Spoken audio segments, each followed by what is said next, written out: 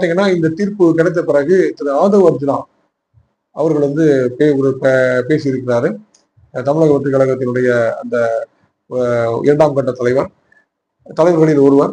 அவர் என்ன சொல்றாரு அப்படின்னா, நாங்க வந்து அங்கதான் இருந்தோம். அந்த சம்பவம் நடந்த அன்று அந்த 27ஆம் தேதி வந்து நாங்க கரூரில் தான் நாங்கள் முகாமிட்டிருந்தோம். அங்கேதான் இருந்தோம். நாங்கள் போய் வந்து மருத்துவமனைக்கு செல்வதற்கு அனுமதி கேட்டோம். எங்களை வந்து காவல்துறை அனுமதிக்கவில்லை. நீங்க நெட்வொர்க் போனா நீங்க சர்ச் பண்ணி பாருங்க. அவரு ஆதவ் அர்ஜுனா அவர்கள் சொல்கிறார்.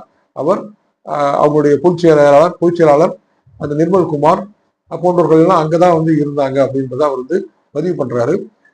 ஏன்னா எங்களுக்கு எதிராகவே மற்ற விஷயங்கள் எல்லாம் நடந்தது, அதனால எங்களால் எதுவும் பேச முடியவில்லை அப்படின்னு சொல்றாரு.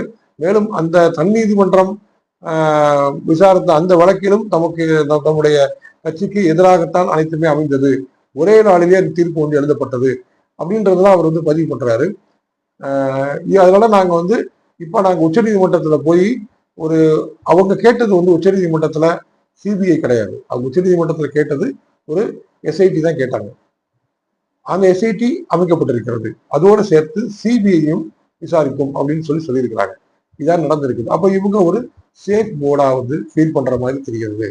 ஆதவ் அர்ஜுனா தரப்பில், தாவேகா தரப்பில், விஜய் அவர்களுடைய கட்சியின் தரப்பில் தற்போது வந்து அவங்க ஒரு சேஃப் மோடில் இருப்பது போன்று அவர்கள் உணர்கிறார்கள். தங்களுக்கு வெற்றி கிடைத்தது போன்று உணர்கிறார்கள். அதோடு மட்டும் இல்லாமல் ஆதவ் அர்ஜுனா அவர்கள் சொன்ன ஒரு விஷயம் என்னன்னு கேட்டீங்கன்னா, அவர் அன்றைக்கு சொன்னார், நான் அந்த 41 பேர் குடும்பத்தோடு நாங்கள் பயணிப்போம் அப்படின்னு சொன்னாரு.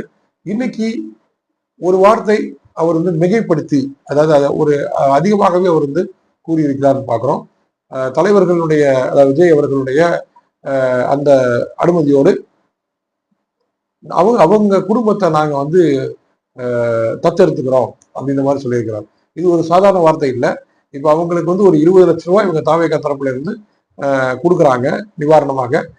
அது போக இவர் என்ன பண்றாருன்னா, அவங்களுடைய குடும்பங்களோட நாங்கள் பயணிப்போம், அதை நாங்கள் வந்து அடாப்ட் பண்ணிக்கிறோம் அப்படின்ற மாதிரி சொல்லுகிறாரு.